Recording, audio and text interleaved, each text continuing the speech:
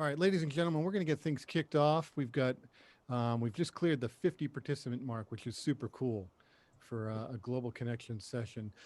My name's Jason Camelio. I'm from the Office of Global Initiatives at Berklee, and I'm really honored to be here. I'm joined by my co-host today, my colleague and partner, Thanasis Dedis. He's the program producer at the Philippos Nakas Conservatory in Athens, Greece. The Nakas Conservatory is one of the founding members of our Berklee Global Network. They do incredible work there. They have fantastic program, educators, facilities. It is always a joy to be there working with them. And for those of you that are students at the Nakas Conservatory, it's great to have you here. If you're a musician who's interested in building your music skills and you might be looking to, come to Berklee, you can go to the Nakas Conservatory. They actually have a credit transfer agreement with Berklee. They are a global academic partner, which means when you complete their program, you can transfer your classes to Berklee to complete your degree. So this is one of the main reasons why we're doing a global connection session with them. And we know that they've got great students in their program as well, which we're going to feature a few of them in this session. Our session is being recorded and we are going to make it available afterwards. So if you want to go back and revisit any of the material that's covered, any of the feedback that our amazing guest artist is providing to our vocalists that are joining us. You're welcome to do that. You're also welcome, please, to share the link out to your friends and colleagues that may have missed this session, because this is one that they're going to want to come and check out. Um, this is going to be a master class that's being led by a renowned artist, vocalist, and educator. I've had the opportunity to um, watch her perform multiple times online, and I'm really looking forward after COVID to get a chance Ah, to get a chance to hear you perform in person. She's represented Berklee on a few of our global trips. Most recently, I think we worked on a project together where you went to the Chopin Conservatory with the trumpeter Jason Palmer, which was super cool.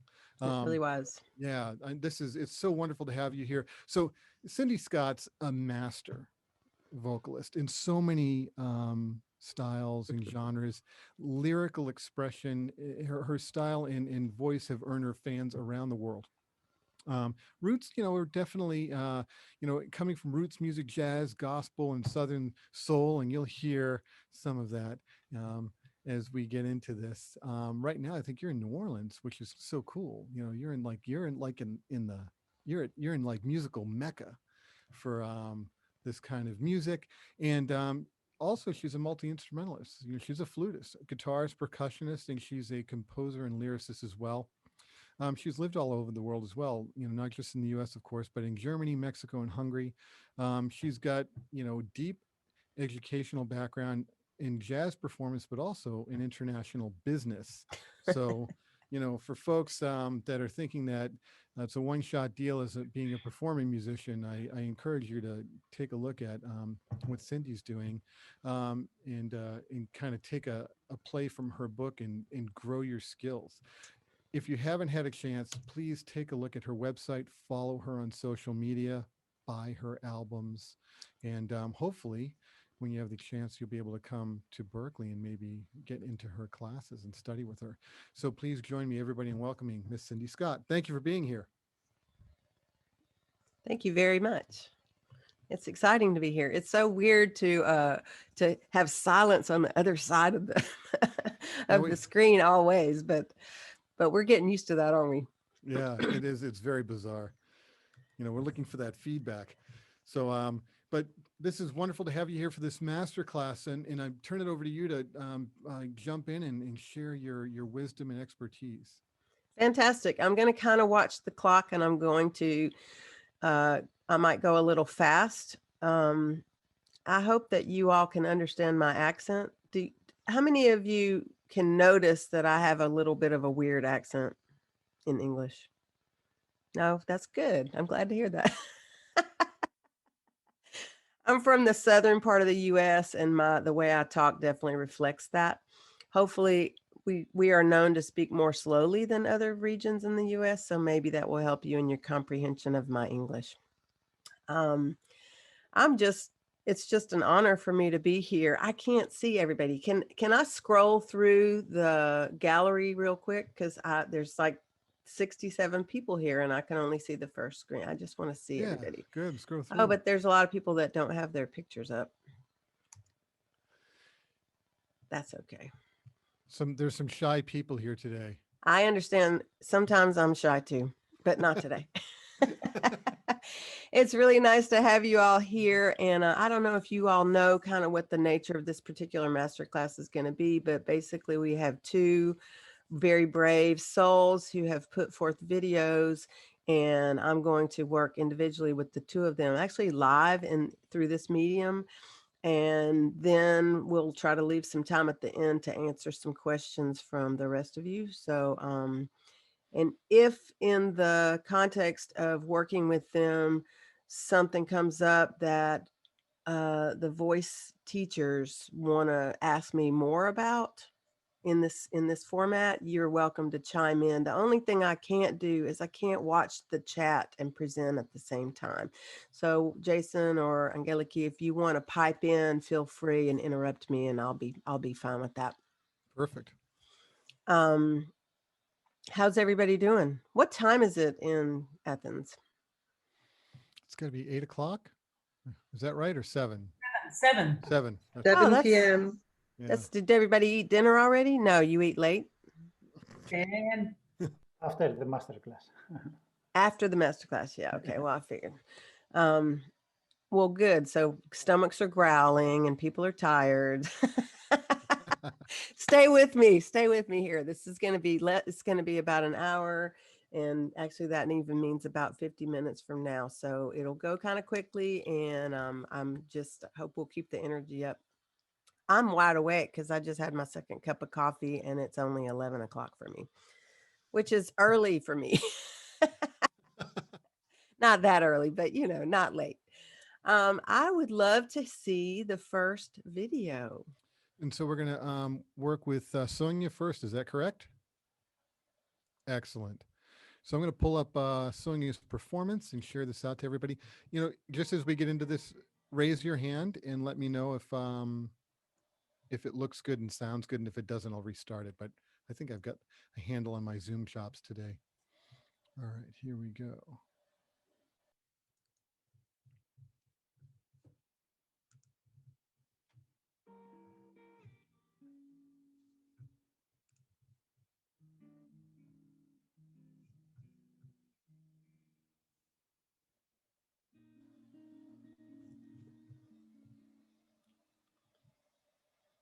Jason, I think it could be louder.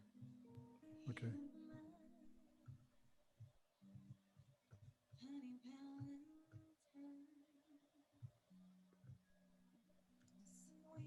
I can hear it a little, but not very much.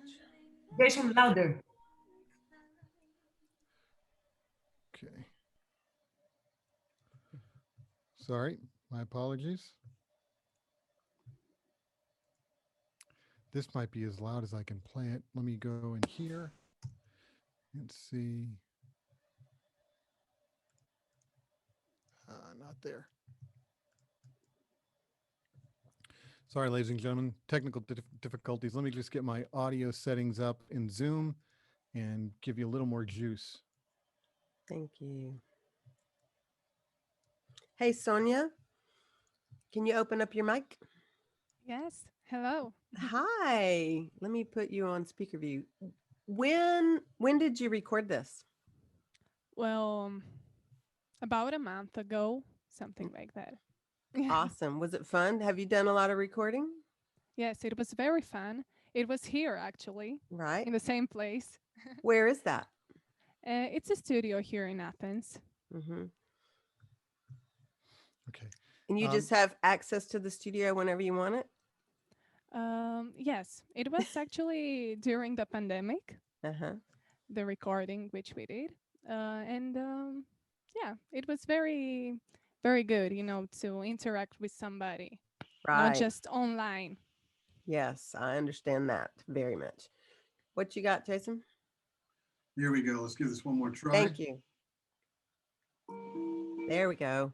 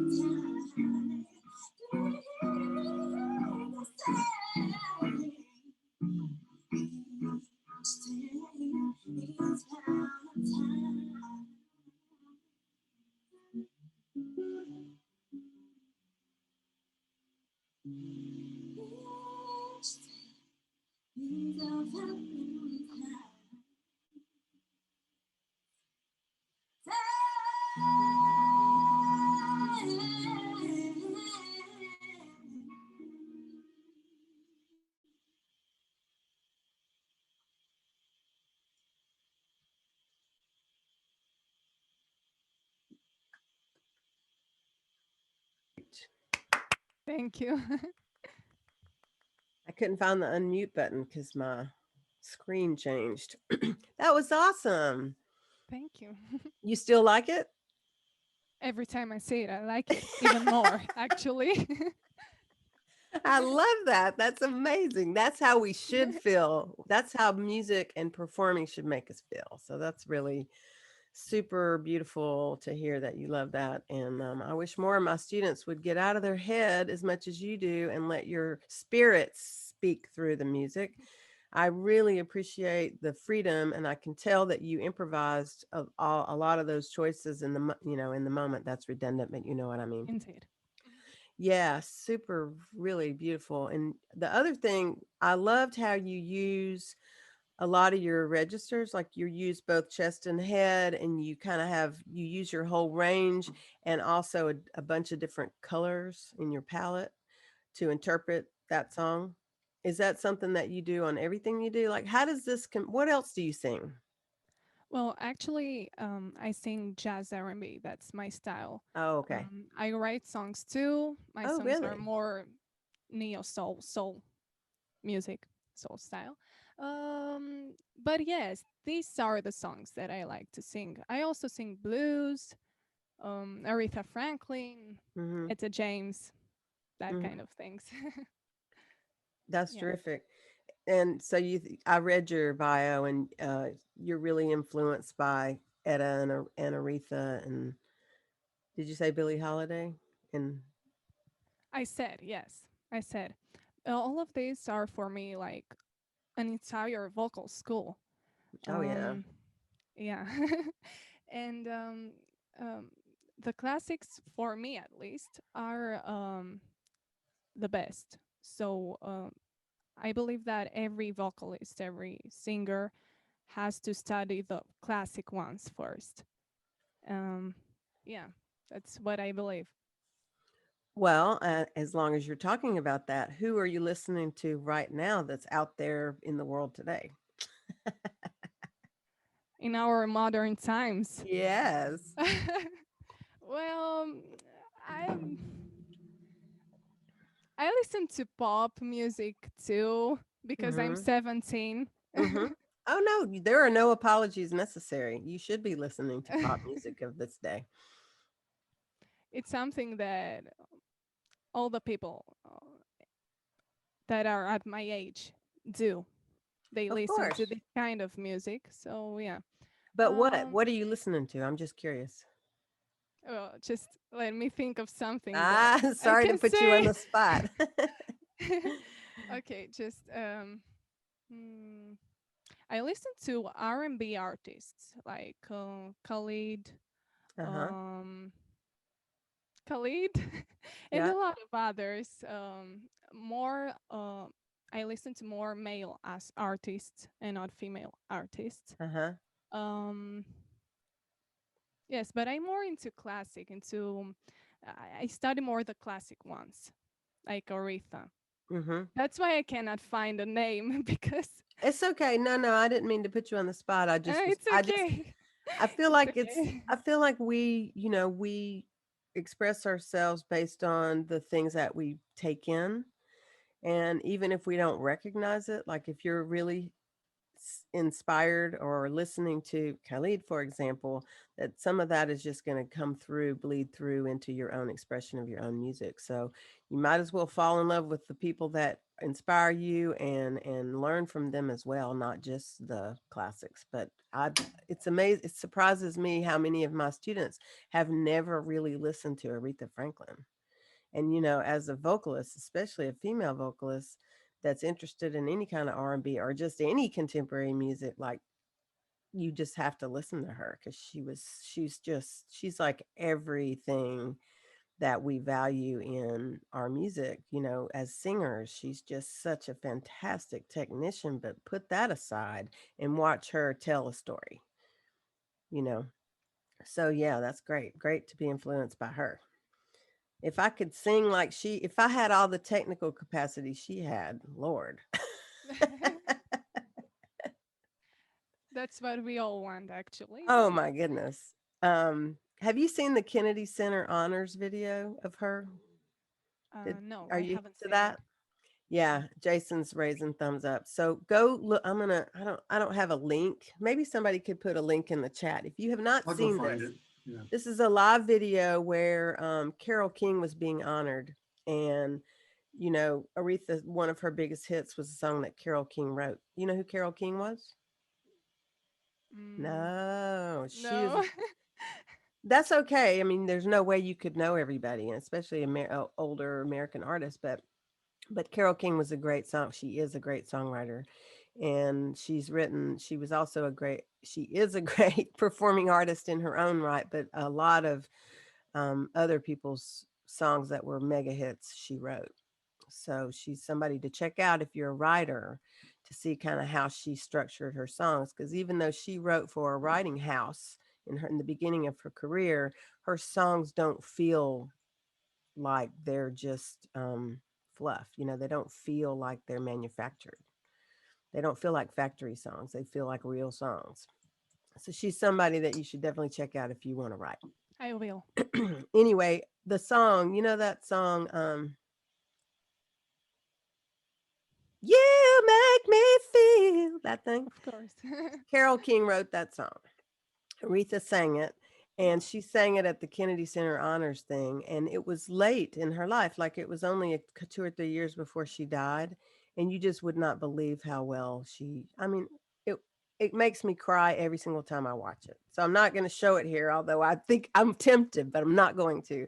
But everybody has to promise me that they'll go back and watch that video, and maybe you'll understand why I get emotional every time I see it. It's just brilliant. Yeah. Okay, so let's talk about it. So what are some things that you think you would like to grow into or get better at? I don't know. Well, with my breathing technique, that's a thing that I would like um to How does that, exercise and put time into. how does that keep you from doing what you want to do? The breathing techniques. Yeah, if Uh, you feel like you need to improve that, what are you not able to do that you think that's going to help you with? well, because I sing very hard songs. Um, I believe that because I don't breathe very well, I don't have the power to um, do the things Mm. that I want, like you know, some vocals and all these things, because my breathing technique is not very good. Um, that's the only thing. I don't know. Yeah, that's the I'm only not thing. I'm not your teacher, and I don't want to go against what they're telling you. You know, in this video, I didn't see a demonstration that you had any kind of lack of air. You had Hmm. enough air to Yeah, do lack what of you air. needed to do. Hmm. The fact of the matter is, in contemporary music, when we're singing with amplification, we don't. It's a lot different, and I feel like it's different in classical music. For me personally, we have to learn to take in more air, and we have to learn to really manage the air better. But for me in contemporary music, most of my students, if they are functionally doing the things at the throat right with this Hmm. instrument that we have that we can't see, then the breathing most of the time figures itself out. That's my sort of rebel philosophy. I know I don't sound like a voice teacher when I say that. But, you know, we have what we need most of the time if we learn how to exercise this instrument in the right way. So, if you were talking about not breathing, but vocal Yeah. technique specifically, are there some limitations that you want to just keep growing technically? No, I was just talking about breathing, Okay, so the is lack it of air. do you feel like you run out of air? Yes, a lot Aha. of times. I don't know why. Maybe because I put all my energy and all of my emotion, and Mhm. I forget to, I don't know, to breathe. Mhm. Well, that's the thing. You do have to learn that. But the body knows when it's time to breathe.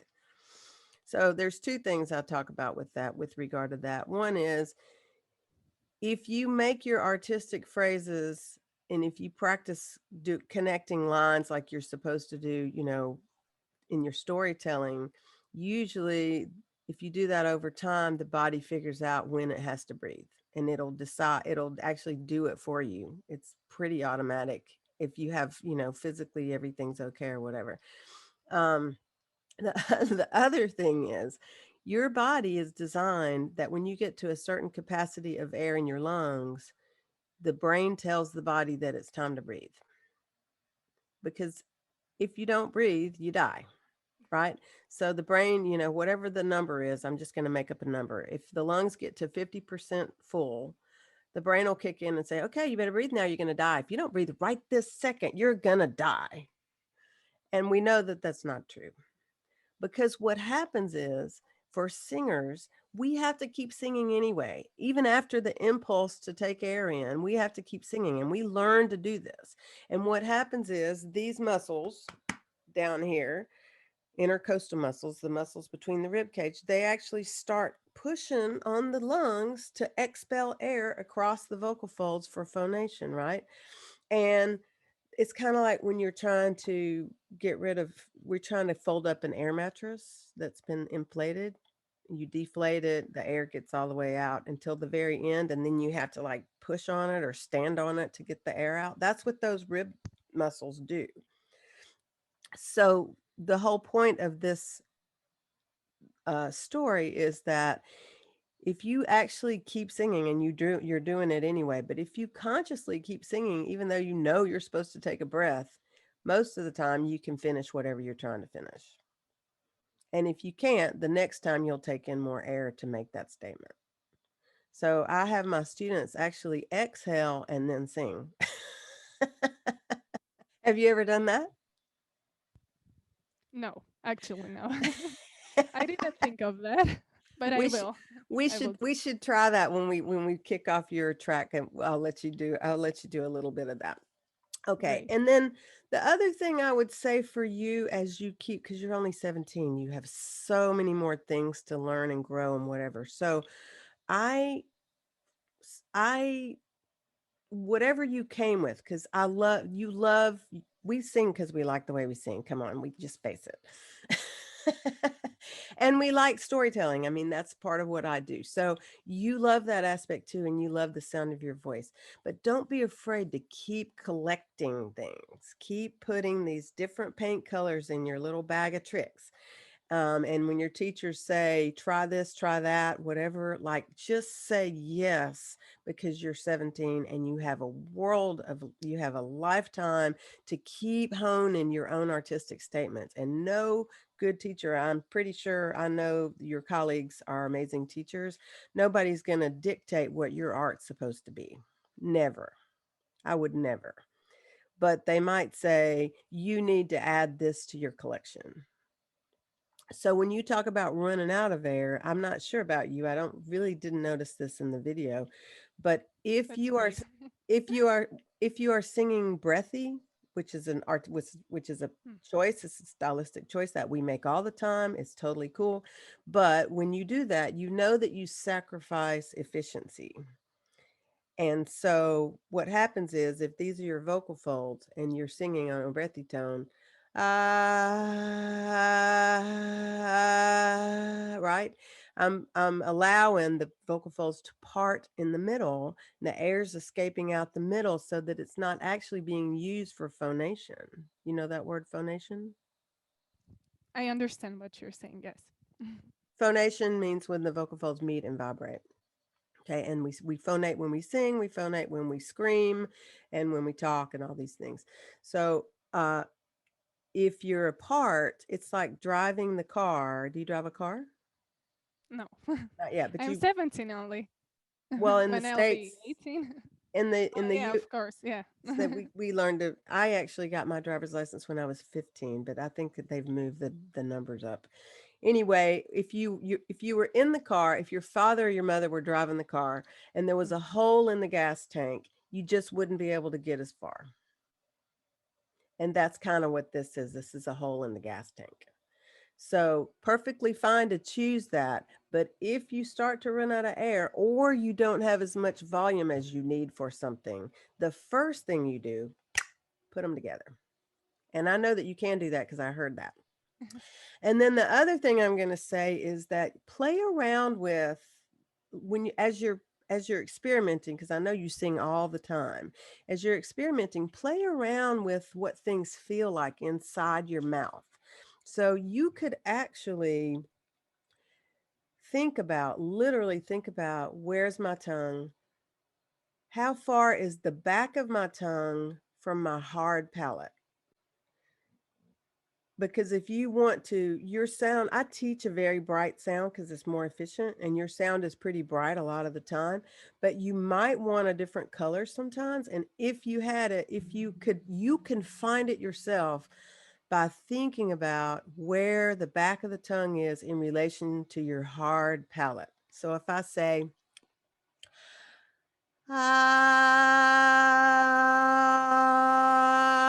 ah, you know what I mean? Like I'm doing that just by thinking about moving the back of my tongue around. So you can do that anywhere in your range, head voice, chest voice mix, all the different things. Start thinking. That helps you like learn how to change the tone at will whenever you want. But you got to actually experiment until you can figure out how to do that. I will Does that ma- try it out. Does that make sense? Okay, I want you to start at the R&B section, and oh, I'm running out of time already. Can you give me like, we're going to do a real short exercise. So start at the R&B section, Okay. and I want you to sing it for me. And I'm going to One stop you. moment. It's going to be very stop and start, and it's going to be really quick. Don't get mad at me. One moment, please.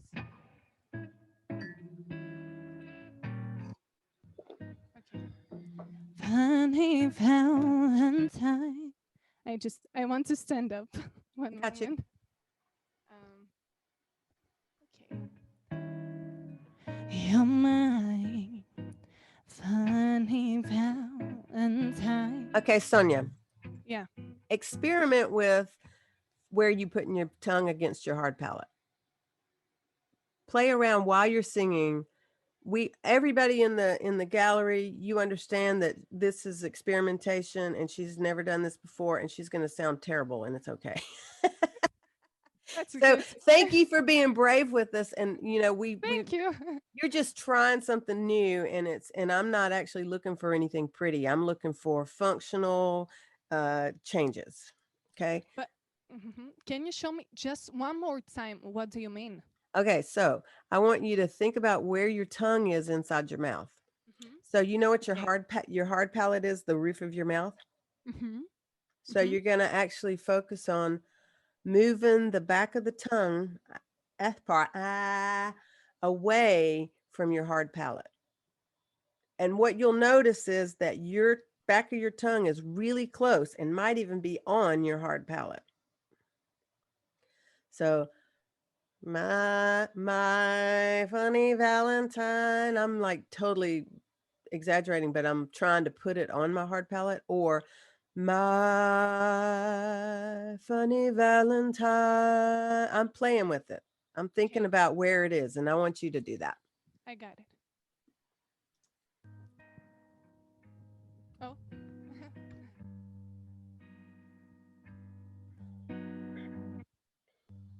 Okay. My funny Valentine, sweet coming Valentine. Okay, so Something like that. right, but you could even move it farther. So let's take the lyric out. Just do it on ah. And I want you to, while you're singing it, I want you to deliberately go back and forth where it's close to your hard palate and as far away from your hard palate as you can get. Go back and forth. Ah, play around with that position of the tongue inside your mouth. And you can even move your jaw while you're doing it if you want. Uh,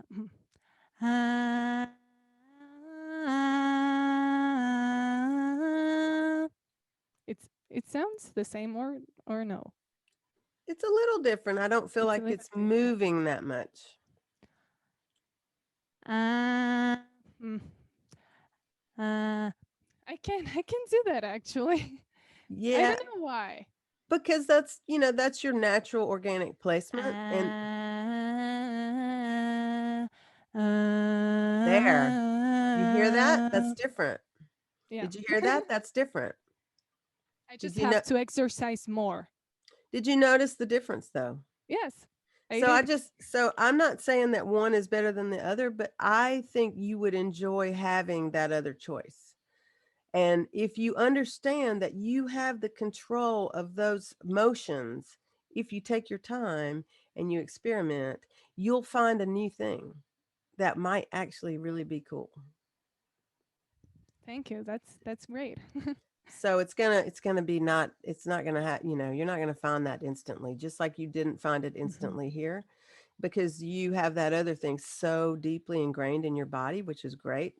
And so now it might be fun to just grow into having a little more choice. Cool. Okay. Thank you so much, Sonia. I loved hearing your, Thank you seeing too. you. Thank you too. It was my pleasure. It was my pleasure. Okay. Maria. Hi, Hi, Maria. how are you? I'm fine, but I can't see you. Why can't I see you? I only see, okay, let's see. I have speaker view on. Where are you, Maria? Talk to me. Hi, I'm right here. I don't know if you can see me. No. No, Okay. I'm not sure why. There, I see you in the gallery, but I just didn't see you in the speaker view. Interesting. That's weird. Zoom is weird. Okay. Can we, how are you? I'm fine. Can we hear Maria's video, please? Sure, here we go. I'm going to cue this up. And again, if I'll make sure I get the audio and video settings right. And let's check out Maria's version of Nakas. Oh,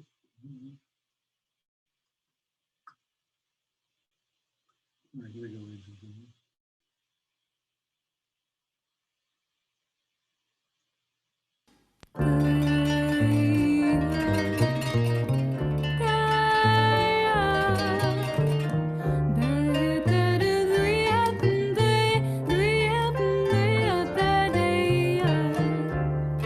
She speaks over a moonlit sky. Why she was free to greet anew. She gives new sight to people blind, endless in hope where there are few. I run, I rise to reach a light of sight. She reads my eyes, welcome in my heart's bright. Drift to moons that trust in her, praying for what is real and right. Den schlägt den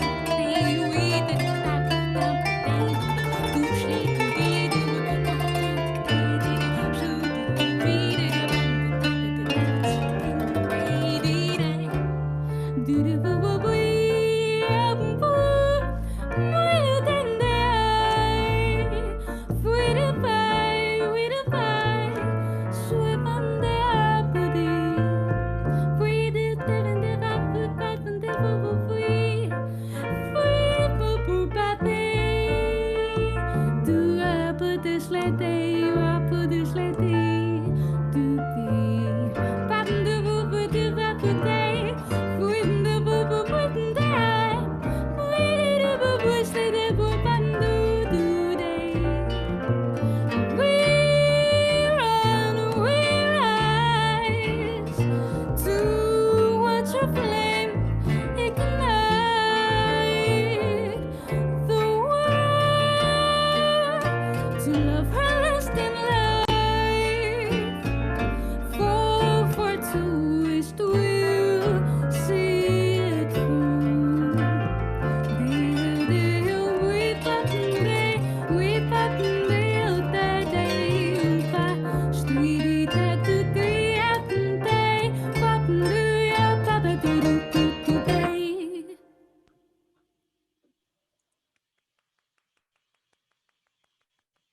Beautiful.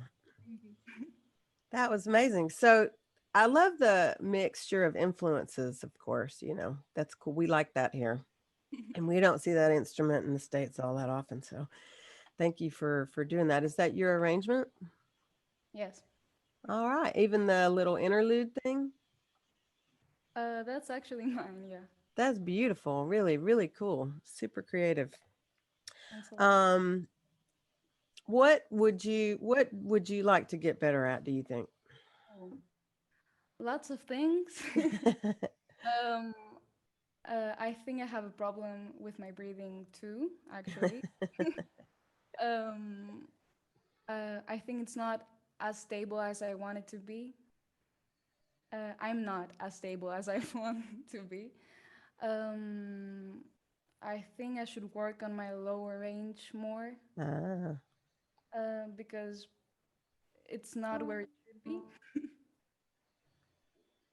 And maybe my posture, maybe be more free to do stuff and not be like this all the time. I feel like I'm stuck, and I want to be like more free, I guess.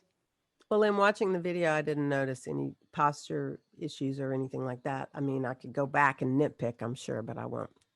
Um, I mean, I think it's beautiful. I think you did a great job. Yeah. I I was wondering because you dropped the key. Was it like a whole step from the original? Yeah, it was a lot. A whole step is a lot. No, it wasn't only a whole step. It wasn't. I thought it was about a whole step. Um, I feel like you could even think about practicing it even lower than that. And you probably aren't really comfortable. I mean, I'm not sure, but my guess is you're not that comfortable singing in the lower part. You said it yourself. So one of the things you can do is when it's safe and you don't have to do it for anybody else, just start pulling your keys down on purpose for yourself. And you can even like nowadays they have such great digital tools. Do you use Logic or Audacity or what kind of digital uh, interface or I software do you have? I use Cubase a little. Hmm. Yes, I'm not that good at it, but it's okay. I will work So on it. there's this cool, it's free. There's this free software called Audacity. It's actually a recording software. It's very basic, but what you can do with Audacity is you can import any MP3. You could import this track that you prepared and you can change the key or change the tempo. Okay. And I highly recommend this to, especially to singers, where if you want to play around with different keys or different ranges of things, you can take something that you're listening to, instrumental or vocal, and you can just move it and see how it feels in your voice. Um, that would be one thing. And your teachers can help you. Have you been working on your chest voice yet? Yes, a lot, but because my chest voice was actually better than um, belting and all of that, I didn't have that brightness. Mm, My voice is not that clear. mm-hmm, So I stopped working on my chest voice mm-hmm. for a while, Okay. but I think I should get on with that. Okay. Um, Well, that was, I mean, you said it, but that was something I was going to say. I feel like there's probably some missed potential as you continue to go forward. You might want to just start using that part of your voice again, but your teachers know best about that. So I'm not going to, I'm not going to worry too much about that. One of the things I've noticed that I thought might be interesting for you to play around with is in this arrangement that you did, there's kind of a clave, right? Yes. So can you speak that or sing that clave to me? You mean the rhythmic section? Yeah, the beginning. It's in 5, right? It's like da da da da da da. It's like that. One, Okay. 2, 4, 5. Okay. So when you're singing the lyric, at least some of the time, you should honor your own rhythmic choice. So it's really you're floaty, and we want to do that. We want to be able to detach from the time and tell the story, but also just for the groove purposes, it might be really interesting to hear you sometimes land right in the groove. with Okay. the lyric, which you can do if you think about it. Might be a little practice opportunity. But so I'd be interested in hearing you try that with the track. Yeah. So do you know what I even mean when I'm saying you know what I'm saying? To be like, actually on the rhythm. Mm-hmm. Okay. That's the part. Whatever it is. So just see if you can do that. Can you play the beginning of your track? You could even cue right up after the instrumental introduction. Okay. So let's put it Your somewhere. teachers will kill me, but I don't care if you stay seated.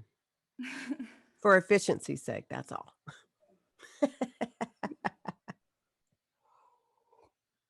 Okay. Let's try. Can you hear that? Okay.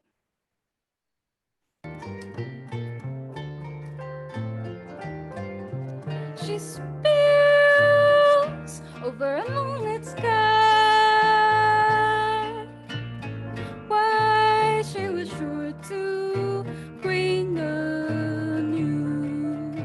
She gives you said to people blind. And listen hope where there are few. Okay. So I really feel like that's very cool. And the way that you can like even in swing in any kind of groove, and when I'm singing, I can be very floaty, but even when I'm floating, especially when it's in some kind of tempo like this or steady groove, not rubato, I'm going to make sure that I lock down some of the time because it just makes it feel better. There's you got to have tension and release. Okay. So if you think that you're not connecting specifically rhythmically, that's the tension part. The release part's when you actually come back together with the band. Mhm. So just kind of think about that and play with that idea. And there was one other thing. Let me look at my notes. Oh, this is the important thing too. So I actually printed out the lyrics because I don't know them. What are the lyrics? What do you mean? I mean, can you tell me what the words are? Okay. She spills over a moonlit sky. Why she was sure to greet anew. She gives new sight to people blind and listen hope where there are few. I run, I rise to reach her light of sight. She reads my eyes, welcoming my heart's fright. Drift to moons that trust in her, praying for what is real and right. So, what do you think this means? Um, I think What's it about? I don't even know. about like it seems like it's about a very beautiful person. Hmm. Um, maybe it could mean that it's a very beautiful feeling, not an actual person. Maybe it's a symbol. I don't know. Maybe it's joy. And so let's say that this is a person.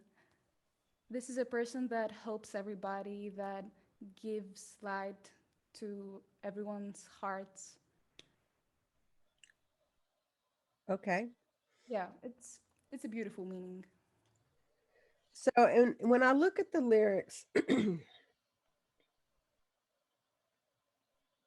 it's a poem for sure, and some of the grammatical constructs are unusual. Like I wouldn't ever say these words this way, but the first one I definitely would. She spills over a moonlit sky. So if you're gonna sing that, like try to find these phrases, and this is something that you could think about too, Sonia.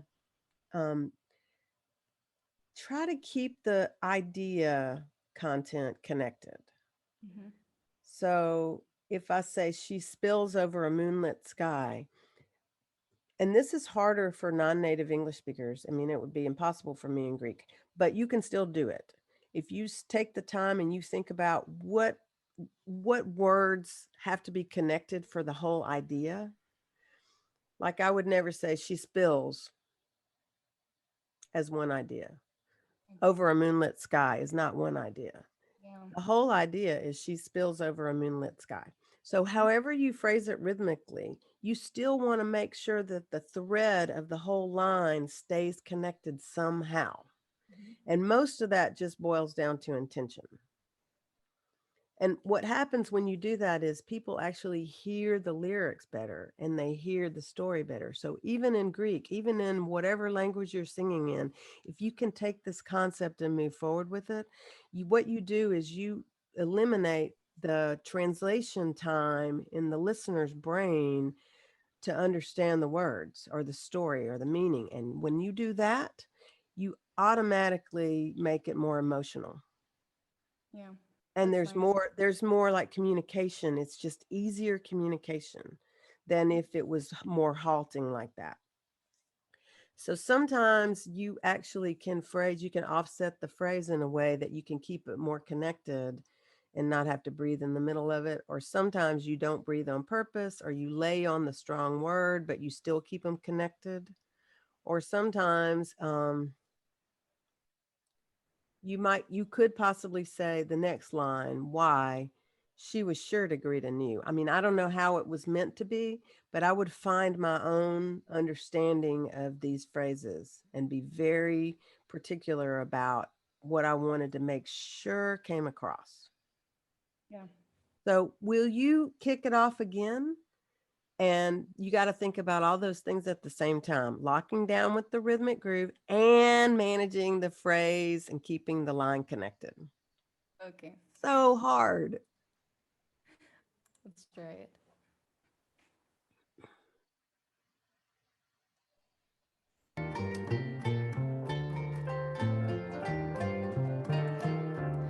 She spills over a moonlit sky. Why she was sure to greet anew. She gives new sight to people blind. Okay, stop. What does she give? New sight to people blind. Right, but the whole idea is what? Okay. It should be one phrase. Well, I mean, maybe not, but it's definitely worth considering.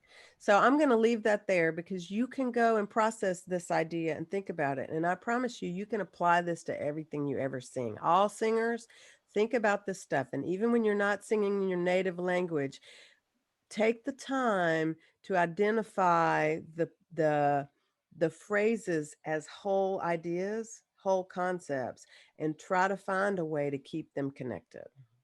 That's a big thing, and that's a great way to demonstrate this idea because it really carries a lot more emotional weight if I don't have to think too hard about what it means. That's important. That's useful. Yeah. And then there's another, I'm going to see if I can do this. Let's see if I can open this. We're probably going to go over, Jason. What's going to happen? Am I going to get fired? We're here with you until you want to let us go. And we're more than happy to stay. So go for it. I won't stay too long, but Maria, do you have a little more time? Yes, of course. Okay. So let me just make sure this opens. See if you can hear this. Can you hear that? Yeah.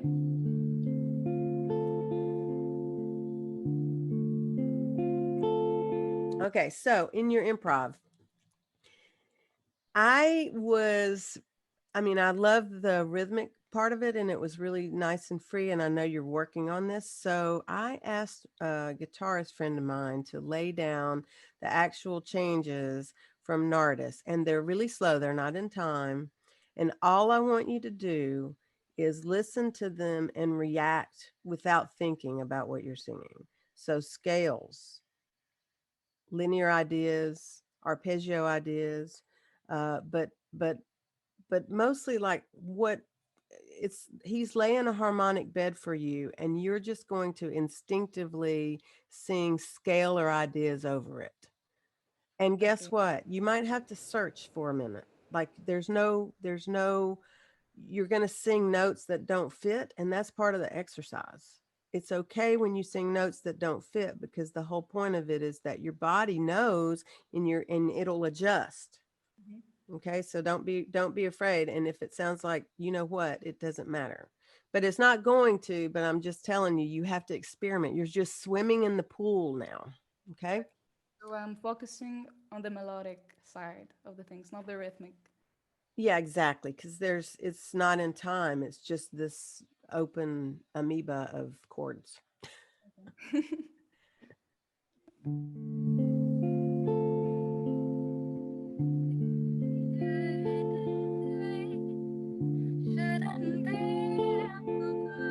Okay, can I stop you? I want you to do more just in the beginning. Don't try to be particularly creative. Just sing scales that sound good on it. Mhm. So just look for scale ideas without any particular, there's no art. This is just kind of like you're just listening. It's like a form of ear training. Okay.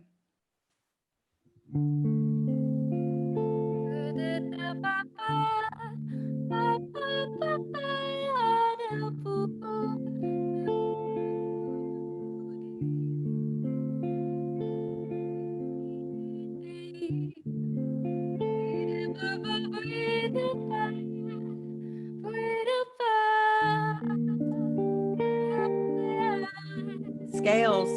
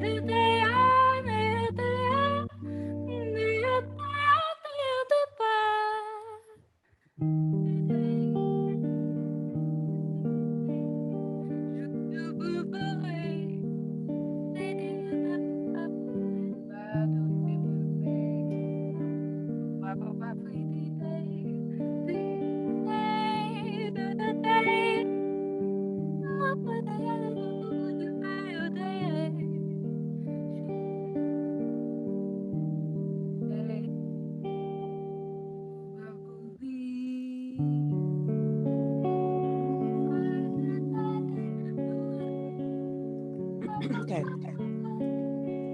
So I'm going to stop you. So that was really cool.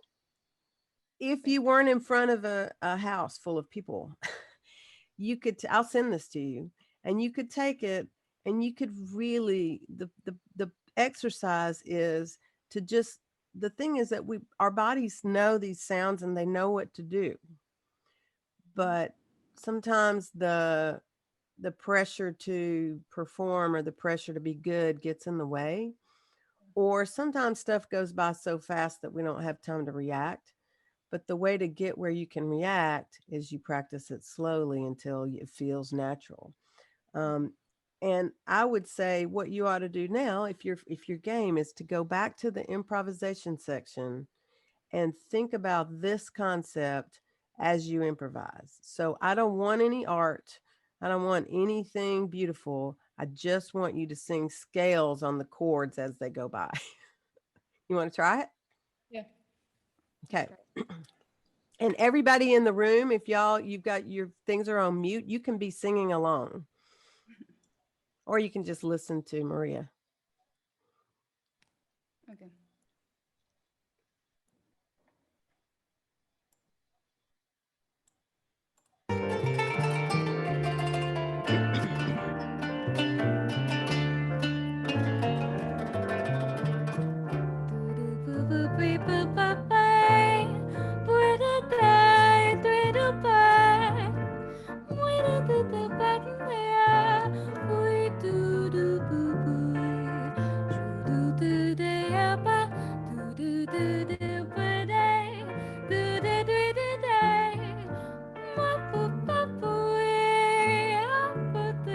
Scales.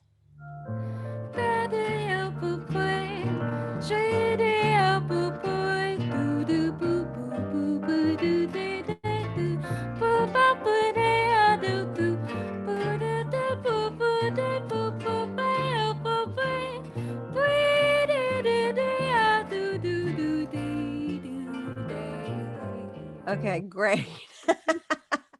Okay, great. So that was really fun and really cool. So that super feels like you're completely in your head and it's really mechanical and there's no like creativity going on much. That's actually not true, but you're solving problems by doing that. And what happens is, especially if you do it long enough at the slow stuff, is the ideas will start to be more along the chord changes and less harmonic generalization. Do you know that word? No. Well, we use that in such, jazz pedagogy theory junk. It's school. But what it means is like often people will sing blues scales over whatever jazz changes are underneath because a blues scale pretty much goes on everything. Not necessarily this, but I'm sure I could make one fit. And it's cool and it's an element and a vocabulary element of jazz for sure, but you don't want to do it all the time because it's kind of like saying the F word 10 times in one sentence. Right. So we can harmonically generalize any kind of way. So in your case, you kind of pick the tones that pop out that work for all the different chord changes in an artist, and you're singing them a lot, which is great. There's nothing wrong with that. But the next step would be to find other ideas that weren't, and only use those things a little bit so that, you're not saying the F word 10 times in one sentence. Okay. So the ear training part is allowing yourself. You could even take the track that you have and you could loop those chords in Audacity. You can loop and just slow down, close your eyes, just try to pick notes in the scale, sing scales that fit. And when you land on a note that doesn't quite fit, figure out which one does fit. Okay. And then when you go back and practice, you go back and forth. You do this, and then you go back and improvise. You do this, you go improvise, you do this, you go improvise. Record yourself back, and you'll start to solve your own problems and self-teach this way until you end up being able to hear and improvise over these changes with just more choices and more creativity and whatever. But this is a process, by the way. My students, I've been teaching privately for a long, long time, and I've had students that love to sing American Songbook standards, and then they'll come in one day and they're like, I want to learn to scat sing. And I'm like, really? Are you sure? because it's a long-term event. Learning how to improvise, over changes on any instrument, it's not something that just happens. It takes a lot of time and effort and stubbornness and commitment and whatever. And the thing that nobody told me when I was trying to do this was that if somebody had just said, "Oh yeah, you can do it. You're just going to sound like crap for years, but you can do it." It's so I mean, I just wish, I'm being silly, but I really wish somebody had told me when I was your age that it's okay to understand that that thing is a process, and that your ears and your voice have to learn how to react quickly over things that it hears. And in this language, this is a language. It's like if I tried to speak Greek, I'm not going to decide today to speak Greek and tomorrow I'm going to be great. I might in a week be able to say a few phrases and sound convincing. That's it. yeah. In a year, I don't know how good I'd be. I'd be better. In 10 years, if I really tried, I could be great. But I'd have to try. I couldn't just do it without really trying.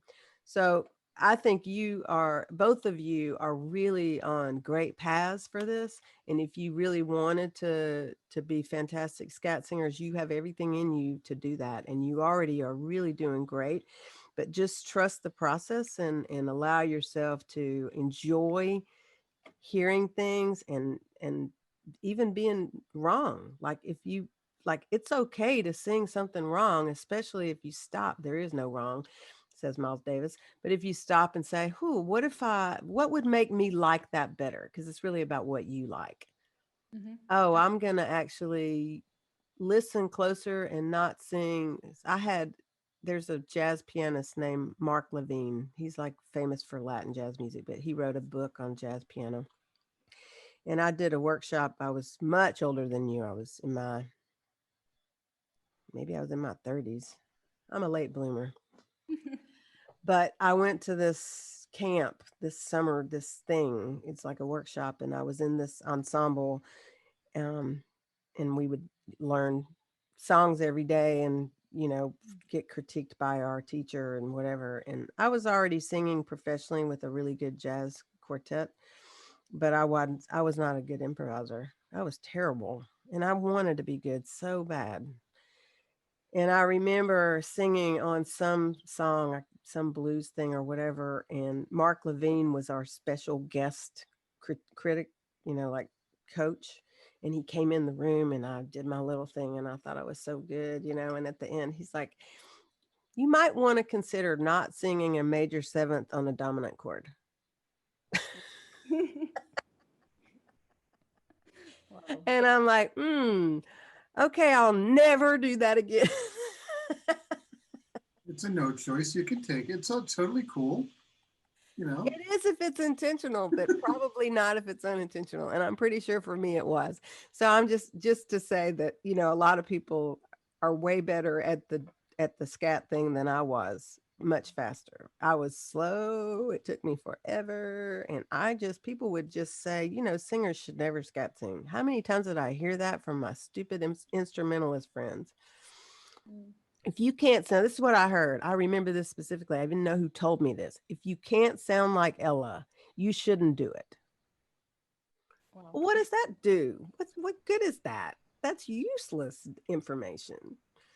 So I knew I didn't sound like Ella, but for some reason I just was stubborn. I just kept trying and I kept transcribing solos and I kept trying to find out how to get better and taking lessons. And I don't know, one day I just sang a solo that I liked.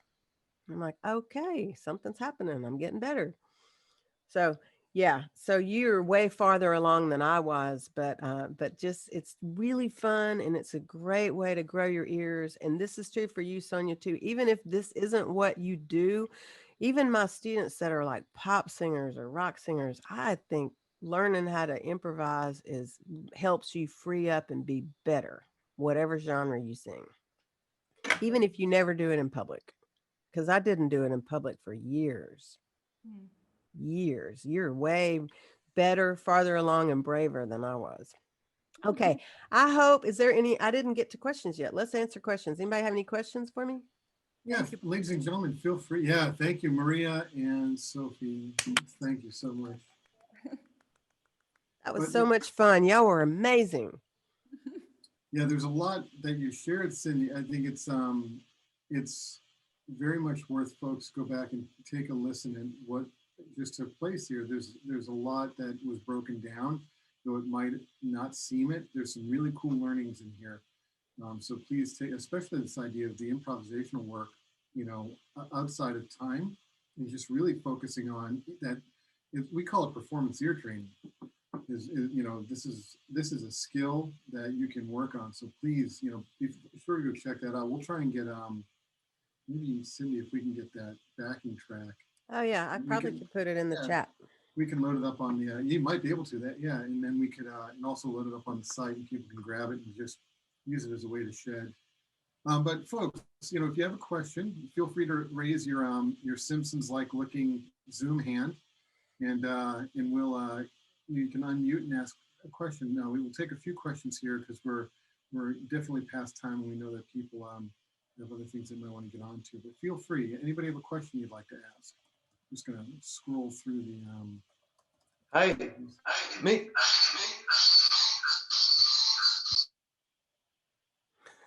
Sorry, that was somebody had some audio difficulties there. Yeah. Sorry about that. I That was listening Hey, to my phone and talking to my computer. okay, Sorry. Dan. Go ahead, Daniel. Please ask your question. Yes, I would like to hear some more artists like Aretha Franklin that you mentioned as like classics. I'm not much aware of that kind of artists. Can you Oh, please tell okay. me more? I mean, yeah, you could actually just research the Motown songbook, and there's Smokey Robinson, there's Donny Hathaway,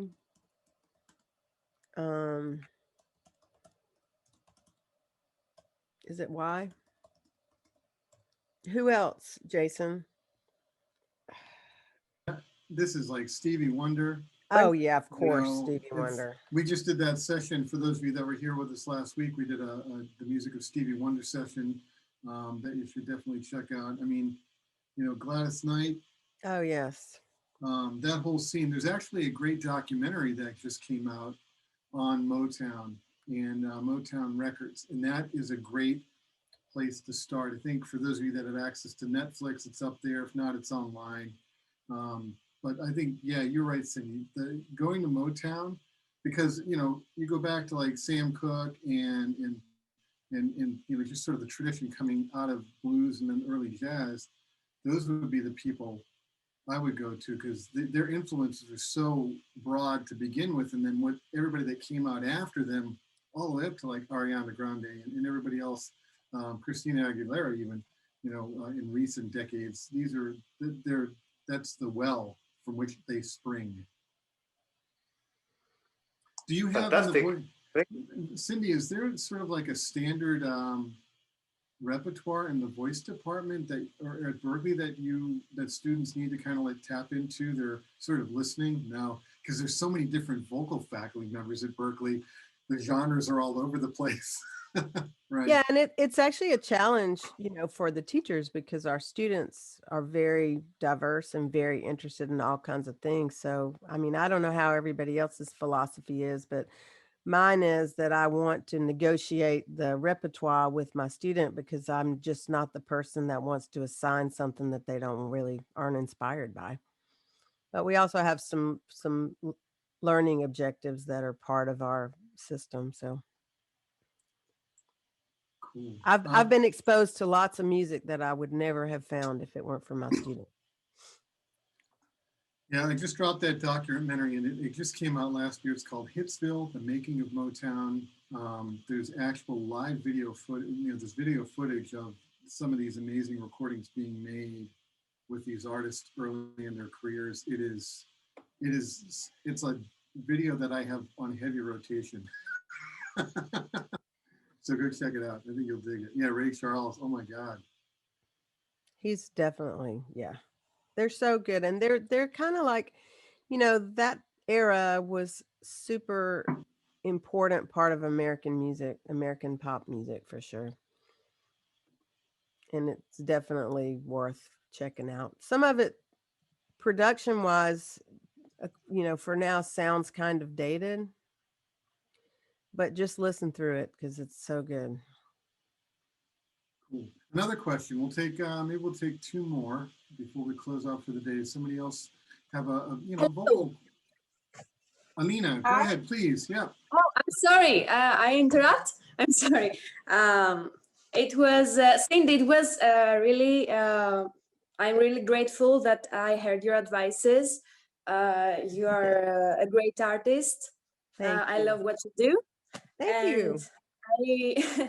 I I want to ask you: is there anything I can do to work with my vibrato, because it's not that good in jazz, especially.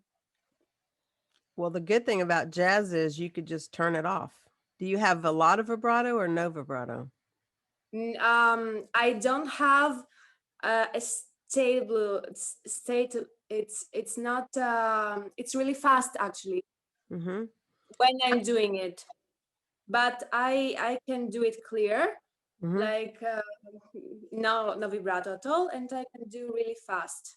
Mm-hmm. I can't find a balance.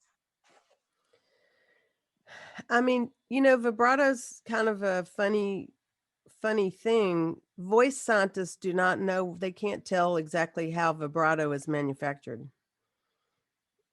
Probably Okay. because everybody does it a little bit differently. And, you know, if you were a classical specialist, if you couldn't manage to produce an even vibrato, they would eventually kick you out of the studio. It's part of the characteristic sound in classical music. But honestly, in jazz, it's all over the place. Check out Nina Simone. Do you know her? Yeah, of course. She's one of my idols. Right. So when I was starting out singing jazz, my mentors told me that I had too much vibrato and that I should get rid of it. I've sort of decided, you know, sometimes I'll sing straight tone on purpose, but I have vibrato and I like my vibrato and I'm fine with it. I think the question is, if you just keep training your voice functionally, whatever happens naturally will probably work fine in jazz. Okay, thank you so much. I will tell you this. I have a theory that, because my students that sing, we teach some traditional styles at Berklee. They have to be able to demonstrate that they can do that.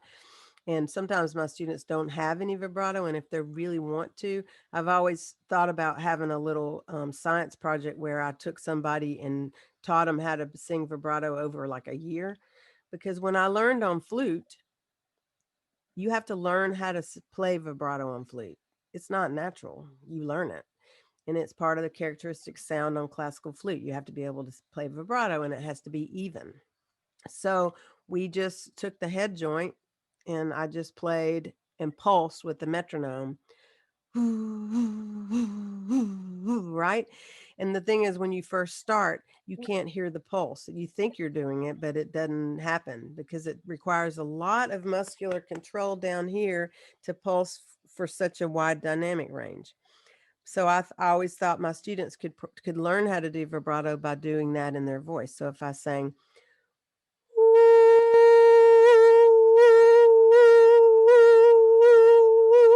right?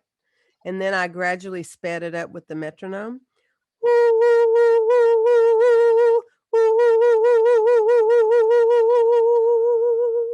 I think you could learn to do it, but I've never actually applied this theory in my teaching. Okay, thank you. That's what I'm working actually with my teacher, Sophia, which she's amazing. She's an amazing teacher. Sophia, I love you if you hear me.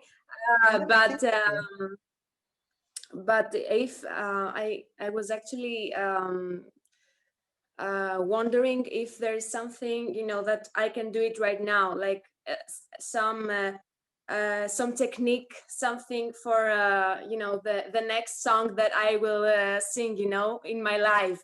I'm very sorry to inform you that this is a journey and there are no instant fixes. I know. Okay. Thank you so much for your time. Thank you so much. Have a great- Thank you. It was really nice to work with you. Bye. Very, very nice to see you. So Cindy, I think this has been incredible. So much information shared here, and I'm really, really happy that our partners at the Nakas Conservatory were able to find two talented young artists that were willing to share their skill and their artistry today. Doing a masterclass in person is daunting enough, but to do it through Zoom, I really appreciate all the effort that was put in, because this was really cool.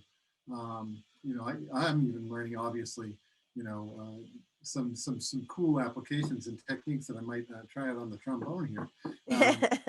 Seriously, this is very interesting, especially the idea of practicing vibrato in that way. We'll have to experiment.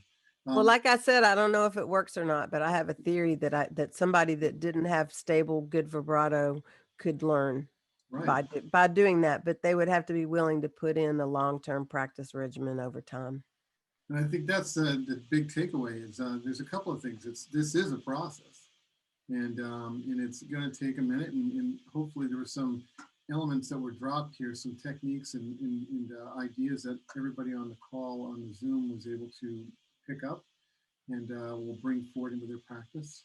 And Cindy, as always, it's a joy to connect with you, to hear you work with artists, and I do seriously look forward to the opportunity to hear you perform live in the new year once we get past COVID. Oh, please. And ladies and gentlemen, and to all of our colleagues, I see my dear friend Leonidas is here from the Nakas Conservatory and Thanasis, and everybody, all the professors, the faculty members at the conservatory. Thank you for being here, for getting your students to join us. Please, ladies and gentlemen, follow us online. You can actually connect in. I'm going to share a couple of bookmarks. This one here is an easy one. This is where we post all of the links to upcoming master classes, panel discussions, clinics we're going to do online. Tomorrow, our students from the Latin American Berklee student group are going to do a virtual concert with Mexican artist Silvina Moreno, and this is Latinx students at Berklee. They actually produced their own concert. They're going to deliver that tomorrow night at 7. So please, and that's 7 on the East Coast here, so it'll be kind of late there, but it's totally worth checking out, and it'll be available online. And then, obviously, all of you that are students, we created this really cool landing page for you that you can bookmark. It's got all of our stream sessions, it's got resources and practice materials, and information about our Berklee Global Academic Partners. So for those of you that are at the academic partner schools looking to transfer to Berklee, there's information here for you. For those of you that are younger musicians in your career and you're looking for a place to study and you're looking to kind of find a way forward, this is a great page to start from and begin working forward. And obviously, follow Cindy online, get to her website and check out her music, follow her on social media. She's got all of her links right on her homepage as well. And hopefully as we get into the new year and Cindy gets back out on the road, traveling and touring and teaching, you'll have the opportunity to meet with her in person and maybe do some work. So, I'm hopeful to possibly be in Europe this summer, and for sure by the fall. Cool. Yes, I hope to be out there as well. Nikos, we'll follow up with your question offline because we're at the end of the session today. And ladies and gentlemen, just please stay healthy, take care, stay creative, and stay safe. And let's stay connected as well. We want to see you in future sessions that we're doing online. We definitely want to see you in person and keep creating great music. All right. So Cindy, everybody at Nakas, thank you for the excellent session. And we look forward to seeing you all very soon. Be well. Thank you all so much. Stay healthy. Thank you. Bye. Thank you. Thank you. Nice to see you. Bye. Thank you, Cindy. Thank you very Cindy, much. Thank you. Jason. Thanks, Bye everybody. bye. Thank you, Cindy. Mwah. Thank you. Mwah. Appreciate y'all. Bye. Bye. Thank you. Bye.